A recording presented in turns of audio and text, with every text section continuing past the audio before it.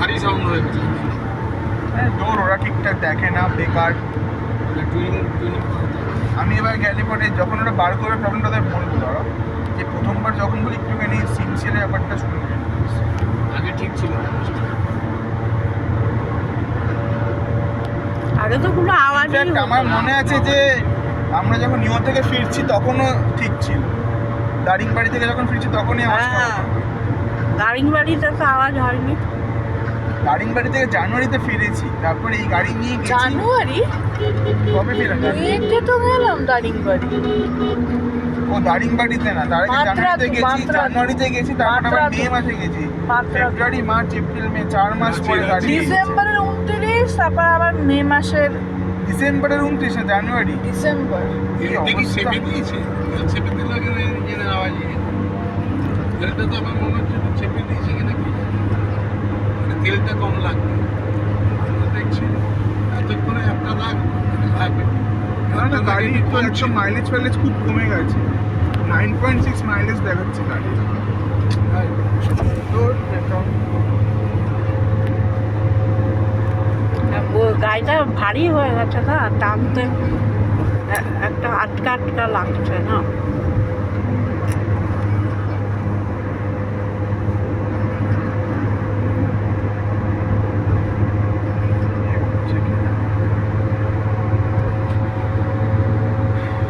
খাবার জায়গা কোথায়?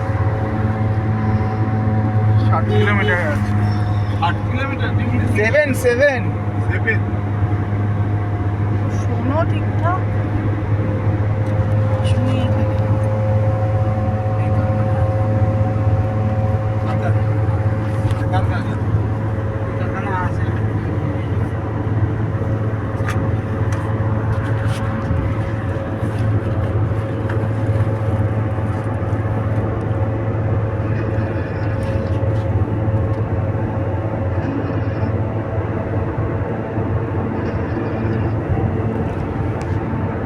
বন্ধুরা, আমরা একটু বেরিয়ে গেছি। এখন আমরা দুর্গাপুর এক্সপ্রেস এখন যাচ্ছি, কোথায় যাচ্ছি দেখতে না। দারিংবাড়িতে আওয়াজটা ছিল না। না না, ছিল না। ওখান থেকে আসার পর আমরা মোবাইল চেঞ্জ করেছি না, তখন তারপর থেকে আওয়াজটা এরকম হয়ে গেছে। আরে না, মোবাইল চেঞ্জ করার আগে আওয়াজটা এরকম হয়েছে। রাজুদা বলেছিল আওয়াজটা এরকম হয়ে গেছে।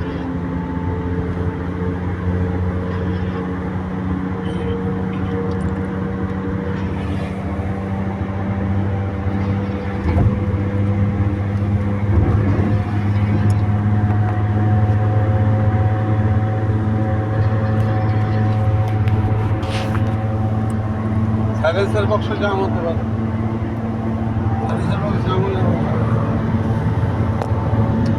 জ্যামই হয়েছে, ওখানে মাটি ফাটি দিয়ে ওয়েট ঢিবি ফিবি করে নিয়েছে হয়তো।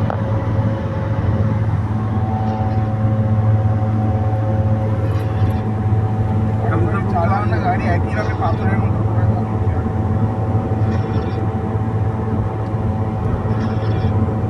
গাড়ি কি জলের মধ্যে চলেছিল? গাড়ি জলের মধ্যে আমরা চালাবো না, গাড়ি তো তুমিই চালাও। তুমি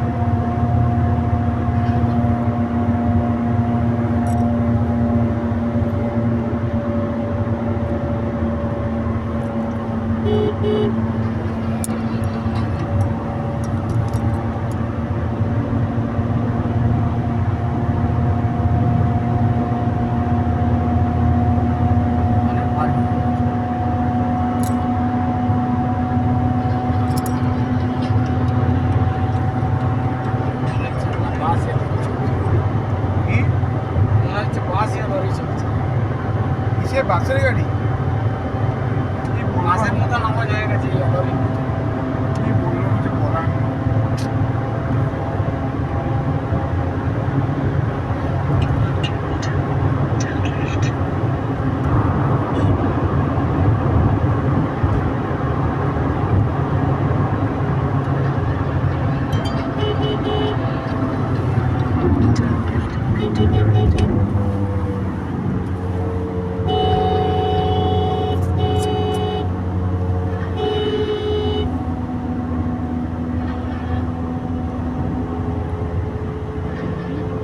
In 600 meters, turn left.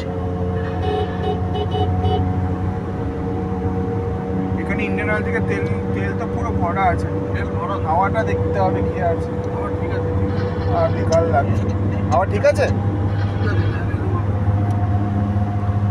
এই গাড়ির তো মাইলেজ ফাইলেজ একদম কমে গেছে।